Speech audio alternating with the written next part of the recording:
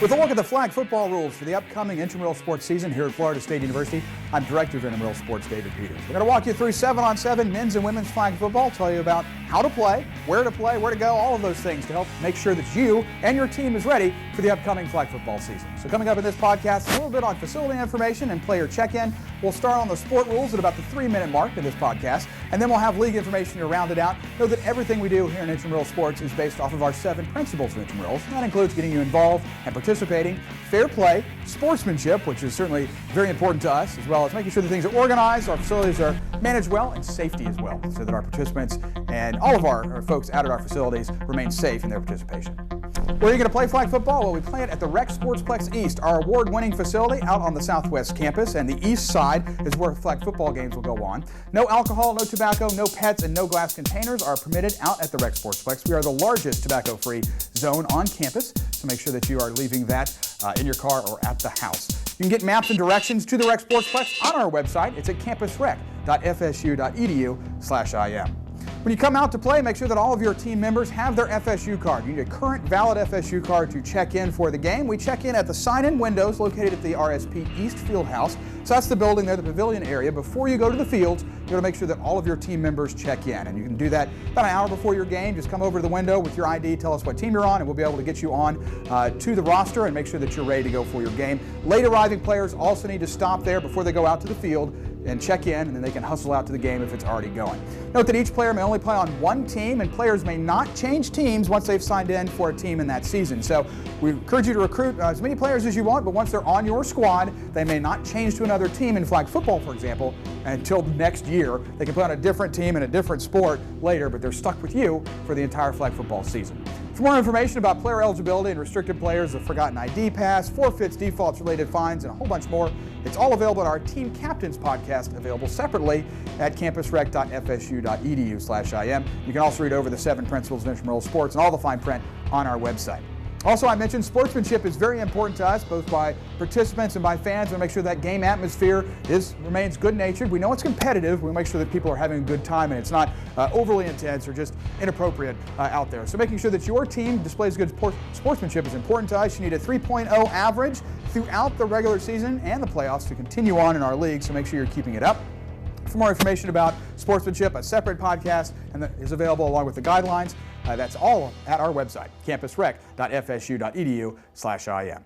All right, let's start talking about those flag football rules now. And in men's and women's, it's 7-on-7. So 7 players is what's going to be on the field for your team. You need 5 players to start a men's or women's game. 4 at game time results in one of those free defaults, but 3 or less is a costly forfeit. So making sure you have the right number of players there is very important to get a game started. And to get a game started, you need at least 5. 7 is the standard number on a field at a time. We encourage more than that. Please have a couple of subs. The flag football certainly can be very intense, and so you may need a breather during the game. So subs are important. We encourage teams in 7-on-7 to have 10 or 11 players even, so you have a couple on the sidelines ready to go in, or even a couple to sub in on a night where other of your regular players won't be there. All right, co-rec teams are comprised of 8 players. It's 4 males and 4 females out there on the field at a time. Co-rec must have at least 3 of each gender to start, so 6 in total, and 3 of each gender are required. No more than 4 players on a field at a time for either gender, so you can play with 7. It's 4 males and 3 females, or 3 and 4. Again, more information about co-rec is in a separate podcast, but you need 5 players to get a default, and co-rec 4 or less results in a forfeit. What about player equipment? Well, jewelry is not permitted in flag football, so that means taking out visible rings, watches, necklaces, earrings, studs, but the works all have to come off before a game. If not, that will result in a penalty, and of course we'll have you to take those off before you continue playing if you actually have those on after a game starts. All players have to have shoes. We don't play barefoot in flag football. Sandals and flip-flops are also not appropriate footwear, so any sort of cross-trainer, running shoe, those are all fine. Also, regular football cleats are okay, but metal spikes and metal cleats are not allowed. So the metal part is not good, but any sort of rubber cleat would be fine. Personal safety equipment is also encouraged if you choose to wear that, maybe some additional safety features. Also available at flag football are the flags, and wearing those properly is important to us. And to do that, you have to make sure that your shorts are the appropriate attire as well. So shorts or pants without pockets, because again, with flag football, as you can see here in this particular photo, we're wearing those flags around our waist, and we want to make sure that you don't have a pocket in the way where someone might grab your pocket and yank your pants as opposed to grabbing the flag. So that's why no pockets are allowed in flag football. So that includes front, back, cargo pockets. The works will allow you to tape them. So make sure as you're reminding your players before they come them not only to bring an ID to check in, but make sure they have the right shorts or pants to play, and those are ones without pockets. Flag belts are clipped in the front. They have a little spring-loaded clip that you'll clip on, and the flags are permanently attached. So when someone pulls a flag, you actually, again, will pull the flag and the entire belt comes off. And there's one flag on each hip, as you can see here, and then one right down the back. And that's the 3 flags on a flag belt, and that's how that gets worn in a flag football game. Now, shirts must remain long enough to be tucked in at all times or end 4 inches above the waist. Again, same deal here. You can't have a shirt covering your flag belt because participants need to be able to deflag you as part of our game, and they can grab a flag or the actual belt, so it needs to be visible all the way around. So make sure that as you, again, inform your players what to wear, that they're wearing a shirt that can be tucked in, and our officials will remind teams to and players to tuck in their shirts every now and then to make sure that this rule is being followed properly during a game. The bottom of a shirt's armholes must be within 4 inches of an armpit. What does that mean? Well, again, the area here on the shirt needs to be up near the armpit. Same deal. We don't want a big hole because someone will just grab that and rip it right on off. So large armholes in shirts are not permitted either, and not hats and knotted bandanas are not allowed either. So that baseball cap is going to have to stay at home, or maybe on the sideline. You're not allowed to wear it during a game. The flag football field looks like this. It is 4 zones of 20 yards with 2 10-yard end zones. The player and fan area is located between the 20-yard line. So we'll have your fans over here, and they'll start at the 20, and they can roam all the way down to the other 20. This includes players and subs as well. So we don't have any players past the 20-yard line and down towards the end zone. This is a free zone that'll be empty of people. And you can see the markings we'll talk about here in a minute on the field and how you get a first down as well. In fact, there are no kickoffs in flag football. You'll start at the 14-yard line, which is marked with an X on the field on both ends, but this is where you'll start after a touchdown or at the beginning of a half, for example. We will start at the X, and it'll be first down, and what we say is zone line to gain, or the next line on the field. So we don't have chains. There's not 10 yards to get. It's not so many passes. Instead, it's crossing the different zone lines that we have. So take a look at this example. Again, teams gain a first down by crossing the zone line. So on first down, for example, you would have started here at the 14, and maybe you went and got a first down. So your next first down is to get to the next line. So if you get to the 30, your next line to get is the 40. If you cross this line, then your next line to get is the 20, and so forth all the way down the field. And you can get 2 lines in the same place, maybe a nice long bomb play, get you all the way down here to the 10-yard line. It's then first and goal from there. So you're always getting one of our zone lines to gain, and they're the goal line, the 20, the 40, and the 20 are how you get those different first downs throughout a game. Point after, so score that touchdown. We don't have goals out there. You're not going to be doing any kicking. Instead, you're going to be going for a point after from one of these designated lines. From the 3-yard line, it's 1 point. From the 10-yard line, there it is, it's 2 points. And then from our 20-yard line, it is 3 points. So you'll get this choice. We'll ask the team captain after a touchdown where they want to go for 1, 2, or 3. And here are the different distances that you will try from to get those extra points. So after a touchdown, you can get actually 3 points and make 9 on a particular score. Our inbounds lines are marked on the field as well. They're 10 yards in from each sideline, and so just like hash marks, for example, on a college field, we will place the ball in between these 2 hash marks. So if you go out of bounds over here on the top side of this diagram, then the ball would come back in and be placed here at the hash mark for your next down. If you're down in the middle, that's where the ball will be placed for the next down. And again, on the other side, it just comes back up to the hash mark. So just like you would have seen in a high school or a college game, you're never going to start a play near the sideline. You're going to be in between the hash marks as they're noted on the field. Our games in flag football consist of 2 20-minute halves. We use a running clock during the entire first half. So without regard to out of bounds or incompletes or anything, it's going to run. The only way it stops during the first half is with a timeout. So it's just 20 straight minutes. In the second half, we stop the clock at the 2-minute mark, and in the last 2 minutes, it runs with traditional stop clock rules like you would see in high school. We'll talk about it in just a second. Again, the clock runs on penalties and all that sort of stuff during our running clock period, which is the entire first half and the first 18 minutes of the second half. Teams receive 2 timeouts per half. They do not carry over from the first half to the second half, nor do they carry over into overtime if that occurs in the playoffs. During the final 2 minutes of the game, the clock will stop on the following cases, just like it does in high school tackle football.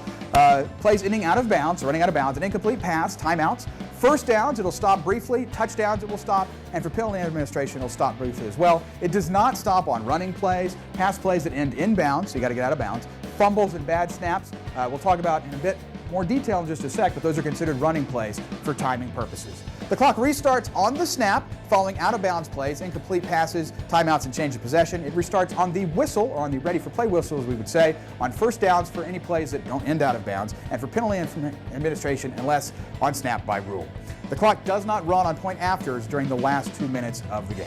We don't play overtime in the regular season. Our games are action-packed, but if we have a tie, that's all right. Everyone makes the playoffs, so we will just end at a tie in the regular season. We have to have some winners when we get to the postseason, so we will play overtime in all of our postseason games. How we do overtime is again, similar to high school tackle football. Each team receives a 4-down possession from the 10-yard line to score a touchdown and convert that point after, and then the defense, we just switch over and the defense has an opportunity to match the opponent's score. If we have overtime, our officials will review this with you, but again, it's kind of an even match play sort of deal. It's not by any means sudden victory. It's nothing like the NFL. Each team receives 1 timeout for the overtime session. If we play multiple overtimes, you don't get additional timeouts, and we'll continue to play overtimes until we get a winner in the playoffs.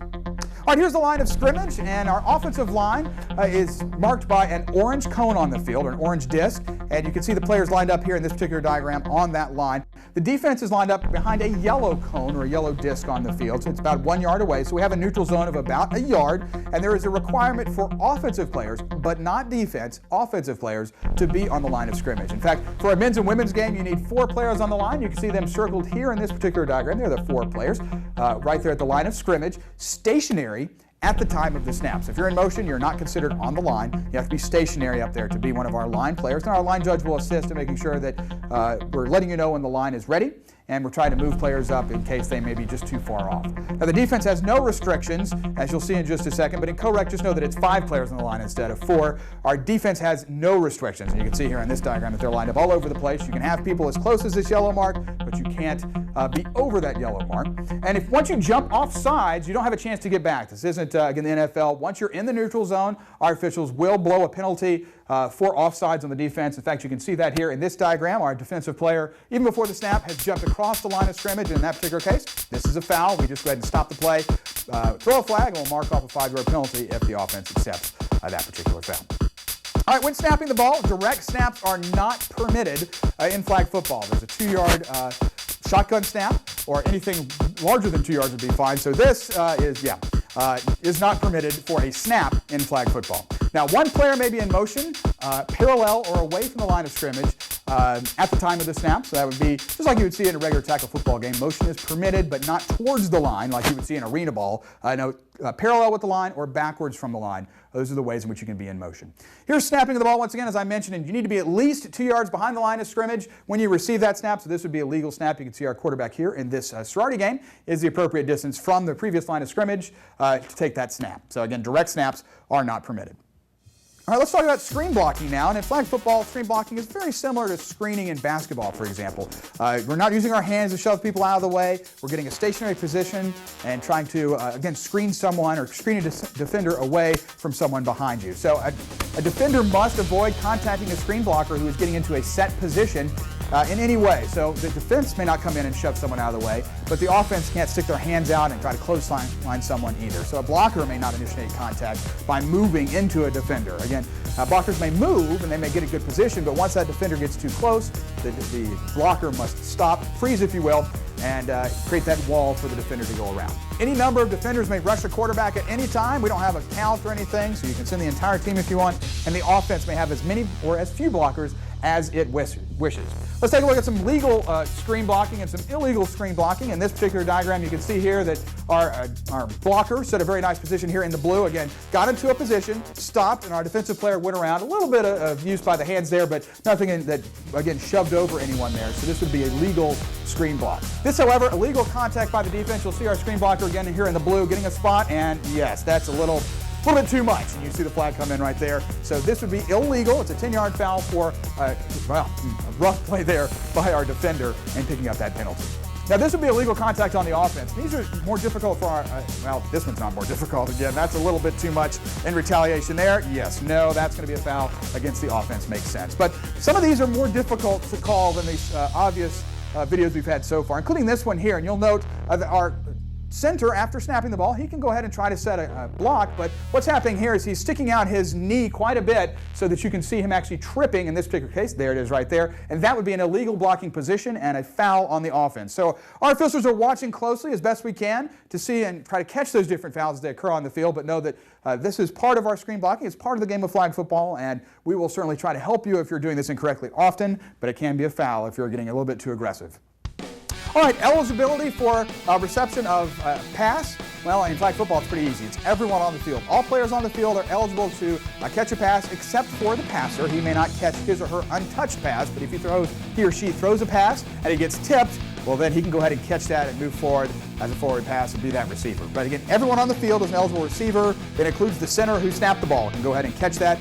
Note that the first part of a receiver's body to touch the ground shall determine if they're inbounds and out of bounds. And in flag football, it is just 1 foot. So first foot, as we like to say. So touching that first foot inbounds and maybe the next foot out of bounds means it's inbounds. But I said it's first foot, so if your first foot is out, even if you drag the toe, you're already out of bounds, so that dragging of a toe doesn't count. And our officials try to be right on top of that. Our line judge, field judge, and back judge will be making those calls, and hopefully they'll be right on top of it to get those calls correct for you. Now, only one forward pass is permitted per down. Again, one legal forward pass permitted per down, regardless of where it's caught by the receiver. So if you catch the ball behind the line, it's a forward pass. That's the only pass you get. You can't throw it again. Passer's feet must be behind the line of scrimmage at the time of the pass, but there's an unlimited number of backward passes or laterals. So as you're running down the field, you can pitch it backwards to a teammate or to the side. You just can't pitch it forward. That would be an illegal forward pass. But backwards and to the side is fine as many times as you want in a particular play. Now this play right here, take a look at it, is in fact legal. And why is it legal? It's because the pass has occurred behind the line of scrimmage and it's the first forward pass to the down. It looks all kind of strange because the quarterback, as you'll see in this diagram, actually runs past the line and then goes back behind the scrimmage line to throw the pass. Well, in flag football, that is legal because, as I said just a minute ago, you get one forward pass from behind the line of scrimmage per down. So it doesn't mean it doesn't matter if the ball has already gone over or not. This is still going to be a legal play. Pretty interesting, but we want to point that out to you so you know when it's not called in a game that it is in fact legal. Now, one of the things that's unique to flag football is flag guarding because it's not something we have in tackle, but players cannot use hands or arms to block defenders from reaching a flag. And this is something that, as people who've played football for a while, will find actually kind of challenging because you're used to maybe stiff arming as a former tackle player downfield as you got the ball and trying to block off people. Well, that's not allowed in flag football because the goal is to deflag. So this example right here is not allowed. That's just someone swiping someone's hand away. This would be a foul on the offense there on the person with possession of the ball for flag guarding, and the penalty there is either 10 yards, replay the down, or spot a foul, no replay of the down, and that's actually a special choice here at Florida State University. But it's not in the NERSA rulebook, the rulebook that we follow. So here's an example of flag guarding by video form. This is actually by the quarterback as well. So that right there, swiping someone away, is also considered flag guarding, and that is a tough penalty to take right there because that is a 10-yard penalty for flag guarding. So not only do runners downfield have this problem, or runners in the backfield, but our quarterbacks as well. Now, you can also not use the ball to block a flag belt, and this occurs, again, only when someone is nearby. So if you're just running downfield with the ball and no one's nearby to pull your flag, then this is not going to be a foul. But if someone is there ready to get the flag and you drop the ball down to your waist, and this might even be regular form for you playing football, well, it's not allowed in flag football. So be careful. Also, no stiff arms. So take a look at this running form right here. You will see in this. Despite the fact that it looks odd, this is actually very legal because you're not blocking the flag belt. And for those of you thinking, well, why would I ever do this? They could knock the ball out of my hands. Well, actually, that's not allowed either. Defenders may not strike or strip the ball from someone who's in possession, so we're never going to go in and try to force a fumble by knocking it out of someone's hands. So that's why that last video of running form is actually legal. Holding, tripping, other contact with opponents is not permitted either. All of these are considered 10-yard fouls. All right, let's talk about roughing the passer, and then we're also going to talk a little bit about pass interference, but we're very protective of our quarterbacks here in flag football, and so roughing the passer occurs when, on this particular play, this is roughing the passer, when the defender comes in and tries to knock the ball out of our quarterback's hands. When our defender runs in, they should be going after the flags. That's the only way to stop a quarterback, so they need to be working towards the waist and trying to grab those flags, but going in high, maybe trying to knock down a pass and ending up hitting our quarterback is going to result in a roughing the passer foul. So again, we're very protective of our quarterbacks in this particular game of flag football.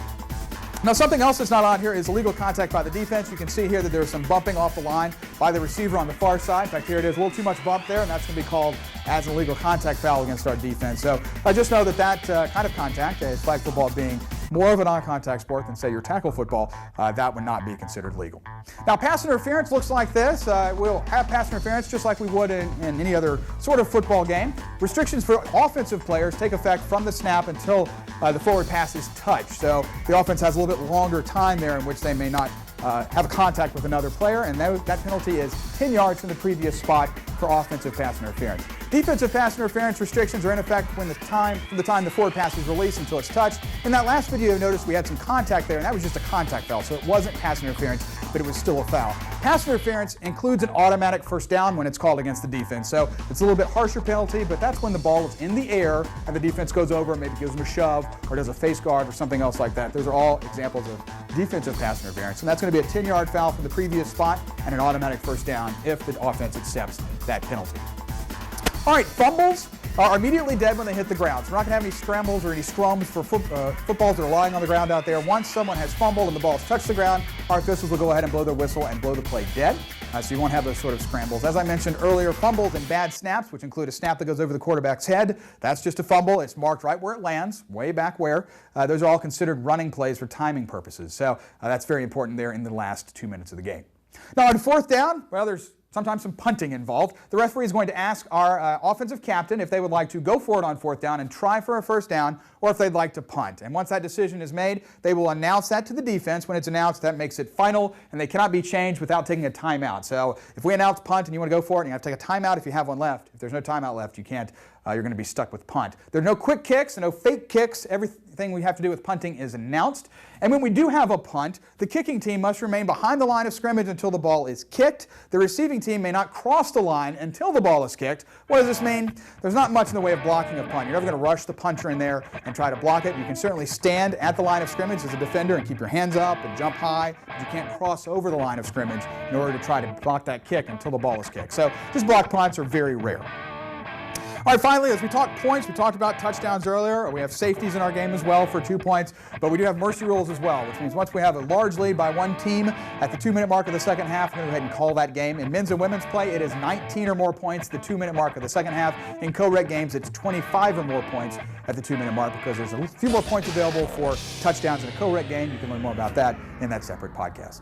And that is a look at the flag football rules. Hopefully you got all of that in. If you need more information, you can check our website. That's where the sport rules are located. But you'll want to take your captain's exam. You need to finalize your team registration by doing that by the appropriate deadline. You can learn more about the deadlines and how to take that captain's exam at campusrec.fsu.edu/IM. We also have a separate team podcast, as I mentioned, and the sportsmanship podcast. All of that is part of the team captain's exam that all of our teams, and the team captains at least, need to take.